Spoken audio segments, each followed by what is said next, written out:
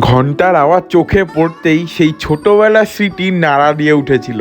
সেই রাখি, ফুল, মালা, পাখি বানানো ক্যান্ডি ছোটবেলায় কত খেয়েছিলাম আবার মনে পড়ে গেল। পিছনের মাঠে কিছু বাচ্চারা খেলছিল, হঠাৎ তারা এটা দেখাতেই কিন্তু দৌড়ে চলে এলো। আমি ভাবলাম আমার শৈশবের সেই স্মৃতিগুলো তাদের মধ্যেই না হয় ভাগ করে নিই। তাই আমিও জিজ্ঞাসা করে নিলাম সবাইকে যে কে কোনটা খাবি বল। সবাই এক কথায় একটাই উত্তর দিল, পাখি। ব্যাস কাকাও কিন্তু ওদের জন্য পাখি বানানো কিন্তু শুরু করে দিল। দেখছিলাম আর ভাবছিলাম ছোটবেলায় এরকম কত ব্রাশ, পাখি, মালা এরকম আমিও বানানোর জন্য মা বাবার কাছে বায়না করতাম এগুলো খাবো বলে।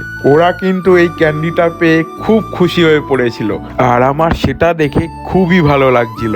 ছোটবেলায় তোমাদের স্মৃতিতে কার কার এই জিনিসটা জড়িয়ে আছে অবশ্যই কিন্তু কমেন্ট বক্সে জানিও।